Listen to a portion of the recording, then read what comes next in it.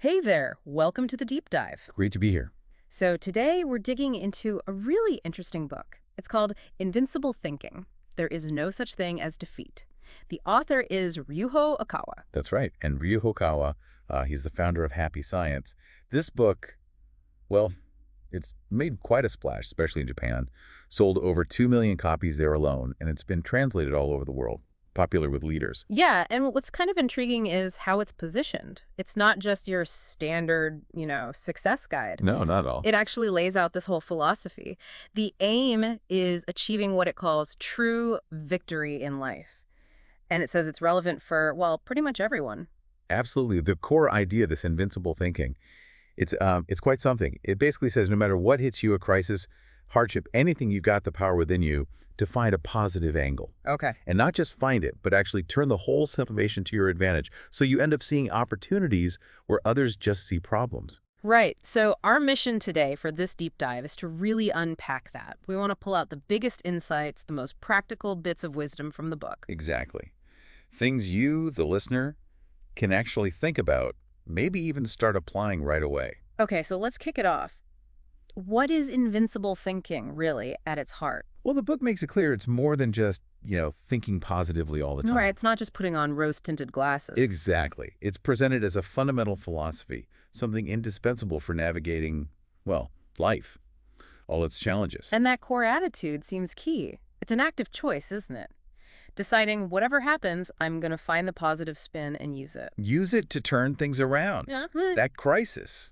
It's actually an opportunity. That's the mindset. And the book claims this gives you real power in the everyday world. Yeah, great power in this three-dimensional world we live in. It's meant to be practical, not just theory. I found it interesting how it connects these two things that seem almost contradictory, like deep self-reflection, but also driving forward, positive thinking, progress. It argues you absolutely need both. Right. And it's especially useful, the book says, when you feel completely stuck. Like you hit a wall and just don't see a solution. That really leads nicely into this major theme, doesn't it? The role of adversity, how we build inner strength. Oh, absolutely. The book's perspective is pretty direct on this. Difficulties, setbacks, trials, they aren't things to dodge. They're necessary. Necessary. Essential even for spiritual growth, for refining your soul, as the book puts it. And it even touches on this idea of experiencing life on Earth with all its ups and downs multiple times. Reincarnation is mentioned. Yes, it is. And these experiences, especially the tough ones, they're framed as nourishment for the soul, helping it grow stronger over time. There's that example about, say, getting sick or facing a major setback. Right. It forces you to look inward, especially if you've been maybe too focused on just external results or your own satisfaction. Like that sales manager example. Hitting targets but forgetting the customer. Exactly. He was successful on paper, but lost sight of the relationship. A setback, losing a client, maybe getting ill, that can be the wake-up call. It forces you, maybe for the first time, to really understand how others feel. So the goal isn't avoiding the pain. It's about learning the lesson from the pain. Precisely. And this is highlighted for people who might be, let's say, a bit self-centered, or maybe too focused on getting praise. Trying too hard for that external validation. Yeah, the book suggests that can actually backfire. True strength comes from overcoming the hardship itself. It says those who've triumphed over hardship, they kind of shine from within. That's a lovely way to put it. Difficulties pass, but the lessons, the strength gained, it's permanent, essential for that deeper growth. It really makes you pause and ask yourself, doesn't it? Were we born just to avoid struggle? Right. The book uses this metaphor of life as a workbook. A workbook full of problems. Problems designed for you to solve through your own effort. That's how you grow. Okay, so if adversity is key for strength, what about when we feel limited? Lack of talent, tough circumstances. We all feel that sometimes. The book tackles that head on, and the argument is maybe a bit surprising. How so? It suggests that often what we perceive as a limitation, that smart enough, wrong background, whatever, isn't actually a lack of ability. It's something else. It's often a lack of ideas, a lack of ingenuity or creativity in figuring out how to work around it or through it. Ah, okay. There's that amazing story about Konosuke Matsushita, the founder of Panasonic. Right, his health wasn't great. No, he was often ill, a very real limitation. But he didn't let it stop him. He actually used it. Because he couldn't do everything himself. He had to rely on others? Exactly. He had to entrust work to others. And that necessity led him to invent the world's first divisional system in his company. Wow. So his limitation actually sparked the very thing that let the company grow huge. Precisely. It empowered others, allowed growth far beyond his individual capacity, all because he had that limitation and needed a creative solution. That's a powerful takeaway for listeners, isn't it? Don't let your perceived limits box you in. Right. The book encourages trusting others, giving them freedom. It can lead to wonderful results you'd never achieve alone. And it really hammers home the importance of teamwork, too. Your own success often depends entirely on the efforts of others. You must never forget that, it says. Yeah, like the fish salesman analogy. One guy selling fish is limited. Totally. But start thinking creatively. Where's the demand? What's the best time? What if I hire someone? Divide the work. Suddenly you can grow. Success often comes from that kind of thinking. Beyond just your own two hands, it's about ingenuity. The book then gets specific about success, mentioning 2 secrets. Okay, yeah, let's break those down. Secret number 1, find a demand. Simple but crucial. Very. Keep your antenna up. Always be looking for what people genuinely want and need. Businesses work where demand exists. So if you're struggling, maybe it's not you, it's that nobody actually wants what you're offering right now, like that educational institution example. Exactly. Maybe there's just no market for that specific course at that specific time. Okay, and the second secret. Think about further development. Basically, don't rest on your laurels. When you have a success, use it. As a springboard. Yes, a springboard to get to the next level. Yeah. Always be thinking about the next stage. Like the cake shop example, one hit cake is great, but what's next? Don't just keep selling the same cake forever. Use the momentum. Right, innovate, grow. Now, the book also talks quite a bit about financial strength, which might surprise some people. Yeah, it makes a pretty bold claim.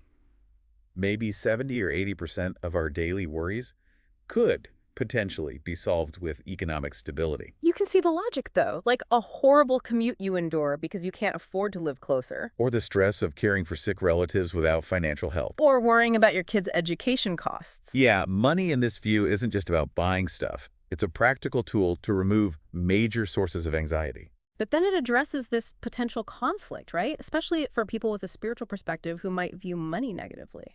It does.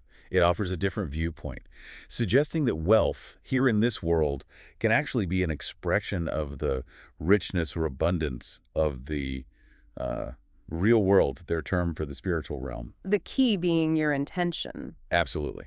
Why do you want it? How will you use it? Wealth used to build society, create happiness for many that's seen as a positive force. It contrasts honest poverty, living simply without attachment, which is fine, versus poverty that comes with envy and resentment. That, it says, creates an inner hell. So if being poor makes you miserable and envious, the advice is try to change it. Yes, make an effort to break out of it. It's okay to aim for wealth if your intention for using it is good. And it lays out 3 principles for creating wealth. First is thrift. Yeah, basic economy, frugality, cutting waste. The starting point. Not being a miser, just moderate. Avoid extravagance. Remembers that proverb about the 3rd generation losing it all. Right, going back to the mill. Exact. Second principle. Know how to use it. Money tends to flow, the book suggests, to people who have clear, positive ideas about why they need it and what good they'll do with it. Building a house, educating kids, starting a helpful business. Right. Good ideas, enthusiasm, copious these, attract the resources needed. Money flows where it's needed most, ideally. And the third principle ties into that. Giving. The idea that people who give will receive. Don't hoard it. Use wealth to help others. Contribute to their happiness. Sure, like love for infinite development, like Henry Ford or Matsushita's tap water philosophy. Exactly. Wealth used for the sake of many tends to grow. Wealth used just for yourself tends to disappear. So created and used this way, wealth is seen as a blessing, not a negative. Not at all. Having influence through wealth used well is seen as positive. Okay, let's shift gears slightly. The book also applies these ideas of effort and growth to relationships. It does. Starting with finding an ideal partner, the advice is, well, counterintuitive maybe. Don't chase them. Right. Don't chase the person you think is perfect. Focus on becoming the kind of person your ideal partner would actually want to be with. Make yourself attractive to the right person. Matchmaking is mutual. Exactly. And when choosing that partner, the #1 factor isn't looks or money or background. Those things change or fade. Right. The most important thing is deep mutual understanding, shared values, shared outlook on life. And keeping a marriage going, it's not automatic. Definitely not. It's not like finding a perfect puzzle piece that just fits forever. It's something you actively work on. Requires constant effort. Effort, ingenuity, getting through crises together. The book suggests there are very few people you truly can't get along with. Yeah. Usually it's a lack of effort. I really liked the analogies for growth here. The bamboo one is powerful. Oh yeah, the bamboo. Growing segment by segment. And those joints in between. They seem like interruptions, maybe painful ones. But they're essential. They give the bamboo its strength, its resilience, to keep growing tall, even in tough conditions. Like our souls growing through good times and bad, building strength at those joints, the difficulties we overcome. Exactly. Each challenge overcome makes you stronger, more resilient. And the tree analogy is similar, right? Trees in harsh places grow tougher. Tougher wood, distinct annual rings showing the struggle. Trees from easy backgrounds might just snap under pressure. While the ones forged in difficulty endure, read biographies of great people, hardship is almost always there. That's a common thread. Then there's the marathon runner. Right. Success isn't just speed, it's pacing, knowing your strength, and just consistent effort, especially the underground effort. That deep work that nobody sees, the studying, the practice. Exactly. That cumulative effect, that underwater phase where it feels like nothing's happening. That's what builds the foundation. And eventually it leads to breakthroughs, faster progress. But you can't give up during that unseen phase. That's where true strength is built, not by just skimming or looking for shortcuts. And this connects back to business too. Short-term wins attract competitors. Right. Long-term success comes from that consistent, maybe less glamorous effort. Good service, building loyalty, making people want to return. Preparing for the next step even when things are good. Always. So the book clarifies the different purposes of good times and bad times in this philosophy. Yes, very distinctly.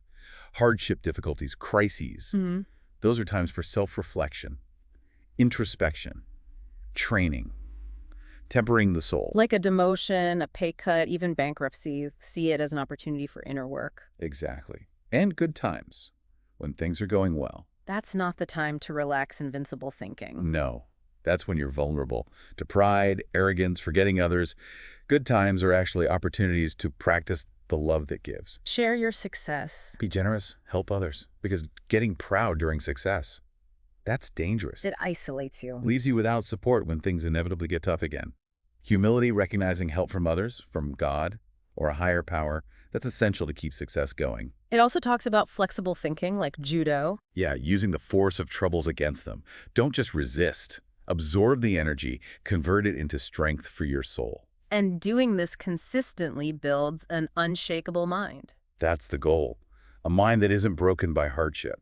Okay, finally, the book offers this really broad, long-term view, challenging the idea that we're stuck because of our past. Right, like your education or where you came from. The book argues your weakness isn't the past event itself. It's the thinking that's stuck in the past. Exactly.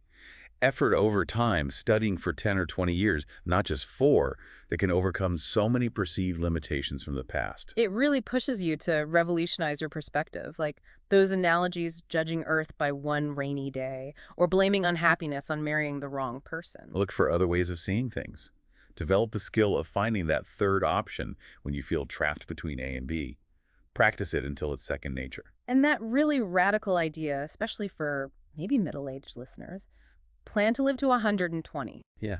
It sounds extreme, but thinking with that huge time horizon, it changes things. It clarifies what's important now, shows massive potential for more growth, makes a lot of current worries seem smaller. It encourages having diverse interests too, like a fireworks display life. A rich, full life with multiple plans, and the comforting idea that nothing learned is ever truly wasted. Even if it's not useful now, it's a deposit for the soul, taken to the other world. That's the concept. All experience, all knowledge. It counts. Okay, so let's try to quickly recap the core of invincible thinking.